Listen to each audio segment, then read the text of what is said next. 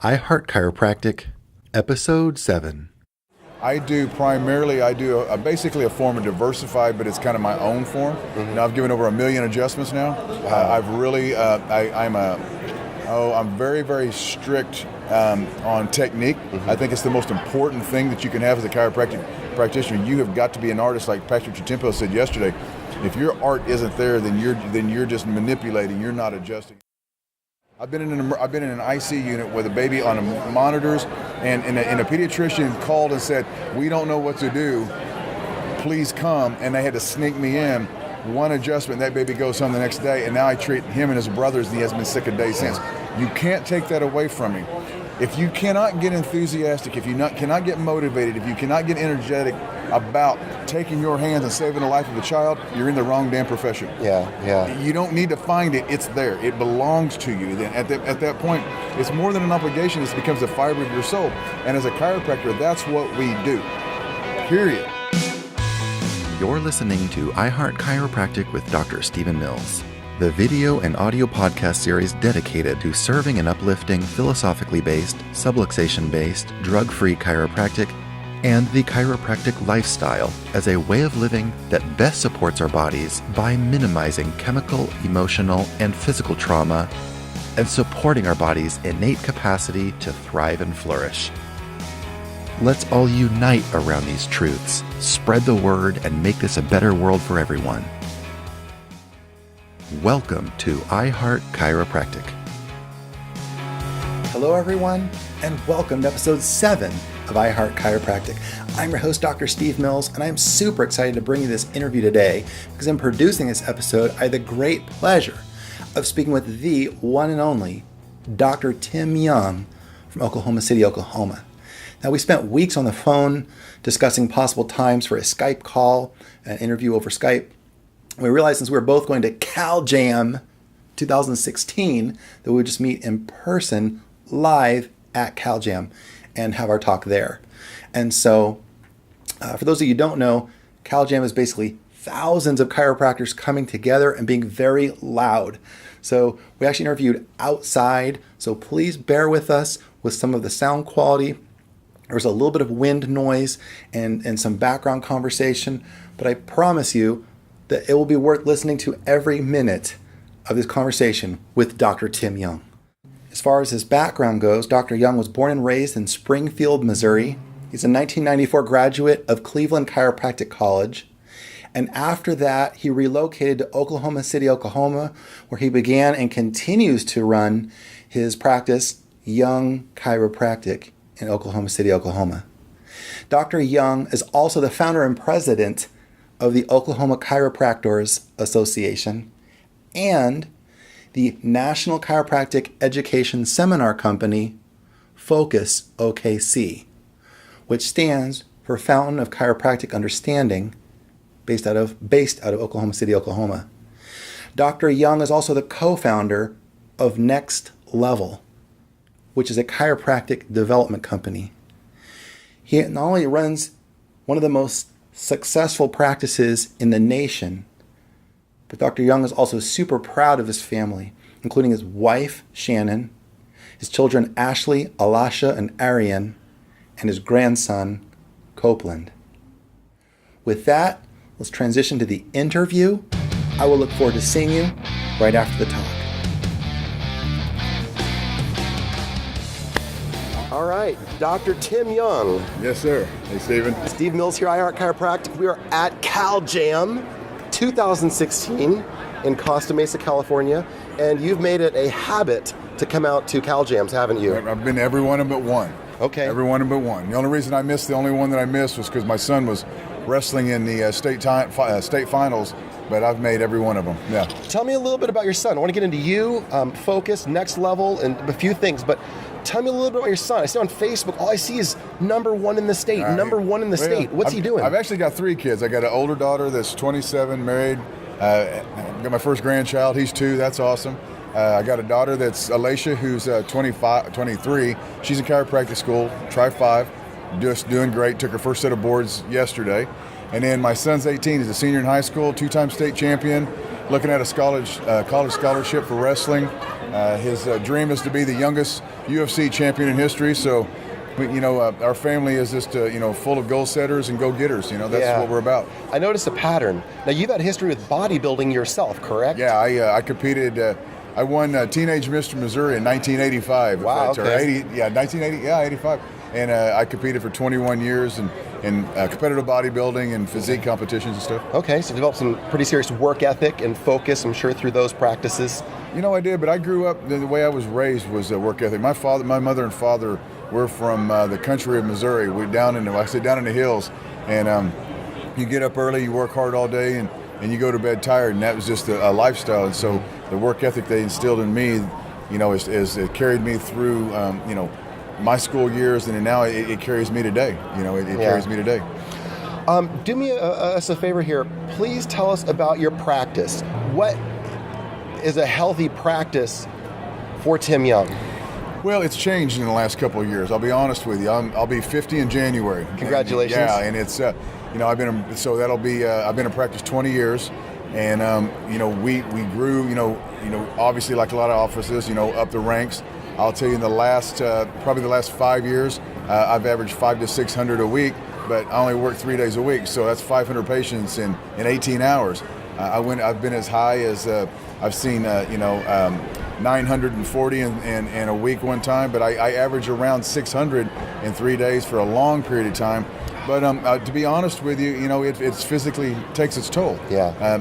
Every day, and not that I love it any less, but I started to feel it physically. So what I done was I brought an associate in. I'm there Monday, Tuesday, and Wednesday. Yeah. I've got a young doctor who's doing a great job. He's there Thursday, Fridays, and Saturdays. So he's kind of taking a little bit of that load. But an average day, a good solid average day for me is about 150 patients, and that just runs smooth. The way our system works is we see patients as they show up. I have a strong wellness practice, but I see a lot of new patients. Mm-hmm. We have a little bit of everybody, but it's being available for your patient at the time they show up. Okay. That's the secret. Okay. Now, can you please take us into your office for those docs that are forming their chops or revisiting technique options? I've heard you talk about prone technique, which is primarily prone work. I've also seen you doing some almost seated chair work. Do you use a variety of techniques, or at this point in your career, are you pretty focused on a specific technique that allows you to see volume and in your particular way you prefer to do it? I am a full spine technician. What I do is when a patient comes into my office, I take a full set of x-rays almost on 90+% of them. Now, if a patient comes in and all they have is a headache, and it's a judgment call, but for the most part, I'm looking at the spine. I adjust cervical, thoracic, lumbars. I'm big on extremities. If a vertebra or a joint is restricted and not with proper motion, I'm going to put that motion back in. I do basically a form of diversified, but it's kind of my own form. Mm-hmm. Now I've given over 1 million adjustments now. Wow. I'm very, very strict on technique. Mm-hmm. I think it's the most important thing that you can have as a chiropractic practitioner. You have got to be an artist, like Pastor Chitimpo said yesterday. If your art isn't there, then you're just manipulating. You're not adjusting. And I'm all over the world teaching adjusting now, so I'm really seeing it firsthand, the lack of that skill. But in my office, I average about a minute to a minute and a half of the patient. But here's the thing. When they come in, we take an x-ray, we diagnose a subluxation, there's a subluxation. When they come into my office, that's what I'm doing. Mm-hmm. I'm adjusting that area. We're not talking about the weather or football, we're getting after it. And so your patients come to expect and appreciate you valuing their time. Yeah. So many doctors get sidetracked with, well, I need to spend more time with my patient. And basically what you're doing is you're wasting their time, and they recognize that. They're not going to put up with it. Yeah. In our practice, there are times that I would have 200 patients in a day, and 150 of them never even had an appointment. They just showed up. Yeah. And they're getting seen right there. Wow. And so we have that high volume of walk-ins. But as far as my technique goes, I'm very, very particular. I'm very, very specific. If you have a fifth cervical on the right, I'm adjusting the fifth cervical through that facet line on the right. That's all that moves in that spine. I'm a big fifth cervical person. I really have studied it. I've read old literature on that. And if you start looking at your lateral cervical x-rays, you start paying attention to your lateral cervical and the anterior aspect of the vertebral body, you start looking at what's the most degenerative bone ever. It's always fifth cervical. Then you start asking yourself why. Prone technique, here's the thing about prone technique. It's not really a technique. Prone means face down. Yeah. So there are different ways that I can do a prone lumbar. It's basically a modified Merrick, what we call full spine, one of the very first techniques I learned from Dr. Gibson. But here's really what it boils down to is use whatever technique you've got to do. And I don't use instruments. I'm not a fan, but I use my hands to put motion in the joint in the proper direction that joint needs to move. Yeah. That's my technique, but I do it right now. Okay. There's no foreplay. We're getting into the middle of it. So, yeah. Okay. So a few more things I'd like to talk about. One of the things that's important to me is passion and enthusiasm. And Dan Murphy, I spoke to an episode or two, talked about enthusiasm for the work. And I saw a picture recently of you on Facebook with an infant, a small child in your arms, and it said, people ask me why I do what I do. This says it all. And you had a picture of a baby. What does that mean to you when you have a newborn in your arms? What goes through your mind, and what does that mean to you?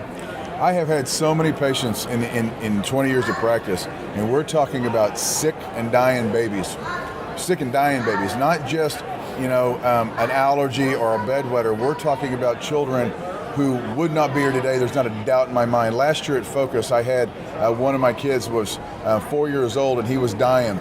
He was on 13 different medications. His skin was coming off. It was the most bizarre thing. All these years later, because of an Atlas adjustment, he stood on stage next to me as I told that story and said, I wouldn't be here today if it wasn't for chiropractic. You can't take that away from me. When you lay your hands on a baby, when you lay your hands on a child, I've been in an IC unit with a baby on monitors, and a pediatrician called and said, we don't know what to do, please come, and they had to sneak me in. One adjustment, that baby goes home the next day, and now I treat him and his brothers, and he hasn't been sick a day since. You can't take that away from me. If you cannot get enthusiastic, if you cannot get motivated, if you cannot get energetic about taking your hands and saving the life of a child, you're in the wrong damn profession. Yeah. You don't need to find it. It's there. It belongs to you. Then at that point, it's more than an obligation. It becomes the fiber of your soul. And as a chiropractor, that's what we do. Period. And events like this, I think helps remind us of that. But I don't need reminding. When those people get in their car and they drive to your office and they hand their baby to you, what an honor! What an honor and what an instrument of trust. Yeah. You better take that serious. Mm-hmm. That child has no preconceived ideas. They are allowing their lives in your hands. Yeah, we're motivated. How can you not be? When you listen to Dr. Wakefield talk about how they're killing our kids right and left, we have the answer. So that's what keeps me pushing. Yeah. That's just what keeps me pushing. It's awesome for me to see someone in the profession doing what you're doing. So many chiropractors are doing very well. So many others are not. Why is Tim Young doing things that few people are doing in this profession? Is it? Can you? Because we're going to have young chiropractors and students, watching these. What do you think separates you from so many chiropractors aren't doing what you do? I think it's a combination of a few things. One is obviously it's work ethic. They talk about the millennials now. Everything should be provided for you. Yeah. I didn't get nothing provided for me. I work for everything I've ever had. Yeah. I think it might be an issue of it.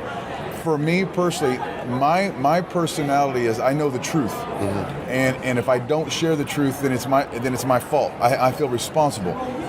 We have in our hands, like BJ said, the sacred trust, and we're supposed to guard that. The reason that chiropractors, I think, aren't successful is because they never, ever grasp the concept of chiropractic. They don't even understand what it is. I work a lot with the students. I'm all over. Matter of fact, in the next 6 weeks, I'll be at Cleveland, I'll be at Parker, and I'll be at Logan with adjusting classes with the students. I speak a lot with the college presidents. And Ed Cordero at Sherman, we had a conversation this last fall, and he brought this up. From the time chiropractic up till recently, the reason you become a chiropractor is because you got adjusted, you did, or someone in your family did, and it changed their life, it saved their life. Diseases went away. People that weren't walking are walking. That's what made you want to be a chiropractor. The Spanish flu in 1919, or the American that flew in here, that's what saved chiropractic. Today, kids have never been adjusted. Over half of every chiropractic student today has never been adjusted. It's a business. Wow. So what happens is then you go into the schools and the teachers, God bless them, we need them, but a great majority of the teachers and the instructors failed in practice. They never made it. They never understood chiropractic either. So they failed. So now they're going to go teach another batch of students. So they're watered down, distorted view of chiropractic, and then they come out of school with that. Mm-hmm. So it's what happens is they get into practice. They don't even know what they're supposed to be doing. They don't understand it in the first place, because if you truly understood what I just talked about, when you lay your hands on an atlas of a baby and have the confidence to make that adjustment and know, not hope, know that child's going to get well, that's why you become successful. But then when you do that and you realize this is what I got to do, then you put your work ethic behind it and you drive it forward. I really think that's what separates us, is the true understanding of really what we do. Most people say I understand chiropractic, but they really don't. They really, really don't. Yeah. You know, it's like someone saying, you know, I played intramural basketball when I was in the 7th grade. I understand basketball. Yeah. Kevin Durant's going to go, you don't know basketball. You don't know basketball. You know, that's kind of, okay. I believe that has a lot to do with it. Okay, there's a firm grasp on that. You have to own it. It can't be something that you know. It has to be something grounded, so concrete that you can't be shook. Yeah. When you have that, nothing stops you. Yeah. I'd like to shift gears a little bit and, no pun intended, direct some focus on some of the organizations that you've launched, that you've created. Would you be so kind as to tell us a little bit about what you're doing with Next Level? Let's start with Next Level. What is Next Level? Well, what do you offer? Let's do this. Let's backtrack it, because I'll lead into it if you don't mind. Perfect. So here's the deal. I was a part of a management group for several years. Business-wise, it helped me tremendously. You come out of school, you don't know business. Really a great group. But I was missing, and I'm a philosophy guy. I want to know chiropractic. Wasn't getting it. I came to my first Cal Jam, and I've only missed one since. And what I realized, and what it struck me was, we have Cal Jam at the first of the year, then I had to wait all year long to come back to Cal Jam. We got to stay dipped in this. And so, and Billy and Brad helped me. I started Focus, and it came to me like a BJ Thought Flash. The Fountain of Chiropractic Understanding. I come home, I told my wife, said, we're going to do this. Within 90 days, we had our first meeting, we had 300 people show up. Now we're pushing 1,000 people. So when we started Focus with the same principles that Billy started Cal Jam, was to bring the message of chiropractic to more chiropractors in the Midwest. So instead of just in the spring, now we have it in the summer. It's the last weekend in July. Okay. From Focus, then I realized, and speaking with chiropractors and working with more chiropractors, that, man, you know, politically, chiropractors are just burying their head in the sand. Yeah. They're not paying attention to what's going on around them. And then what happens is they want to complain about the state laws and this, but they've done nothing. Well, in my own state, the association that we had started to push the pharmaceuticals, push the drugs. They were really, really taking it down a bad path. I went to them, I joined the association. I said, look, we're not going to do this. I'm going to get involved and we're going to make a difference. They said, we don't want your involvement. I started my own association. So the Oklahoma Chiropractors Association was born. I brought 12 of the people that I trust most as successful chiropractors. So we've been going on for 4 years. We have over 300 members. We have one of the most successful associations in the country. We get contacted by other states who want to know how we did it. And I said, it's a novel concept. It's called being honest. Having some integrity and some character. Yeah. So then what happens is the evolution of teaching and being involved and spending more time with chiropractors. Then what happened is the chiropractors said, you know what, we want your help. We need your help. So a friend of mine, Michael Buffington, and I, we went to chiropractic school together. We were in other management groups together. Best friends, we worked a lot on ourselves. We said, you know what, let's do this. So that's where Next Level come from. So we started Next Level Chiropractic Coaching. It's unlike anything in the country. There's a lot of great coaches out there with a lot of great systems and programs. Many of them are close friends of mine. Yeah. What we're doing is totally different. We have a mission to save chiropractic with chiropractic. Not marketing, not programs, not systems, with chiropractic. Because you can have the most, philosophically based, you know, you can have the best system, you can have the best intentions, but if you don't know chiropractic, it does not matter what your script says, what your marketing says, what your advertising says, you aren't going to make it. Yeah. But if you own chiropractic and if you're confident in who you are and what you do, you will make it. And that's our philosophy. And I will tell you, we've been going on a little over a year now. and we're having a hard time keeping up with the new doctors coming in, but that's why we're here to recharge. But absolutely, so we're really proud of what we're doing. Save chiropractic with chiropractic. Exactly. I love it. Save chiropractic. Yeah. That's what BJ said forever. Be a chiropractor.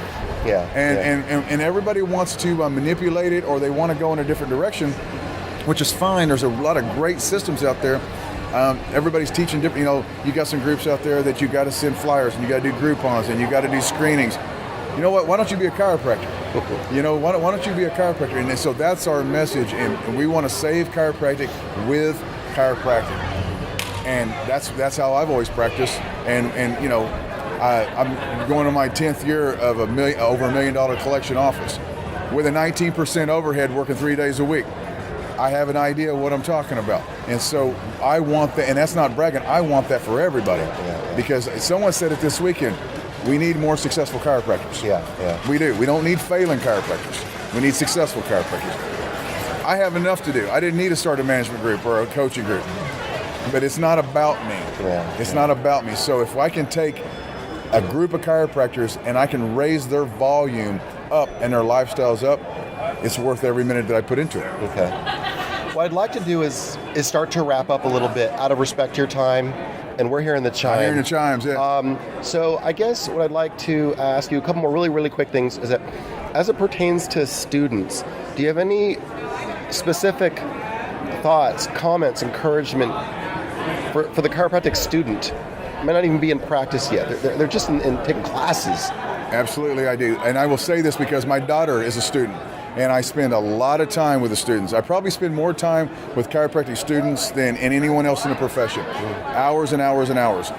And my message to the students is, get out of the school and get to everything you can. Go to CalJam, go to Focus, go to ChiroFest. Learn every technique again. My daughter is my daughter. She is chiropractic. She owns it, she breathes it, eats it, sleeps it. She's got more philosophy inside of her than most chiropractors I know. She gets adjusting from me. I teach it all over the world. That girl is at every seminar that she can possibly get to. She's been to every other management group. She listens to every speaker. She gets up every morning at 4:30 and does the Adjusting Ninjas course. Wow. She goes to every adjusting course. She doesn't miss a thing because she wants to be the best chiropractor she can be. She doesn't just want to be me. She wants to be her. And so I'm going to encourage the students, search it, find it, read every Fred Barge book, listen to every DeMartini CD that you can find, listen to Reggie Goat. I mean, learn your history. Become a student of chiropractic, not the sciences of chiropractic. That's my encouragement to them. Okay.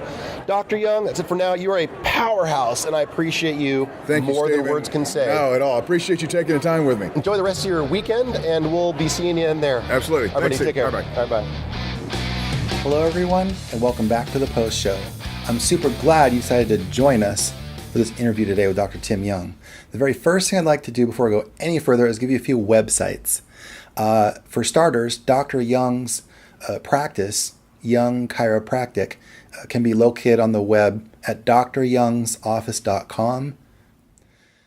The Oklahoma Chiropractors Association, Dr. Young is the founder of, can be located online at okchiropractors.org. To find Focus online, visit focusokc.com. And Next Level, his practice management company, can be located at nextlevelglobal.net. I will put links to all of these websites in the show notes for this episode, and those show notes can be located at iHeartChiropractic.com. Simply click on podcasts, click on episode 7, which is this interview with Dr. Tim Young.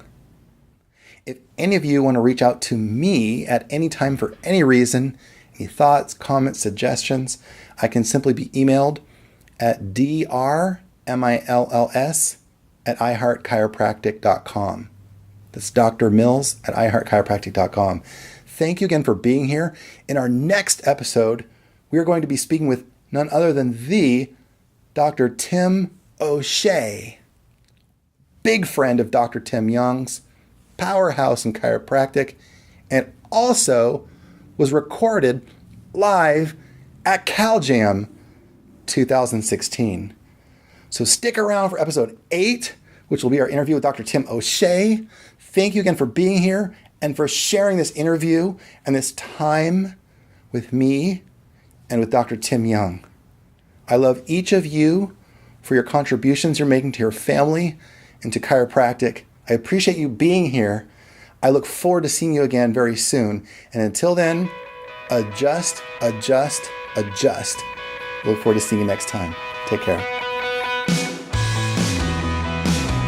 All information contained in this video blog, audio podcast episode, and on the iHeart Chiropractic website is intended to provide a fun and interactive learning experience. It is not intended to serve as advice with regard to any specific health condition that you may have, but is intended for general health and wellness educational purposes only. This is not a substitute for seeking appropriate care by a doctor of chiropractic or qualified healthcare professional of your choice with respect to a specific condition that you may have. As a recipient of the information from this podcast episode or the iHeart Chiropractic website, you are not establishing a doctor-patient relationship with any chiropractor or physician. There is no replacement for individualized care and advice from your personal chiropractor or a qualified healthcare professional of your choice.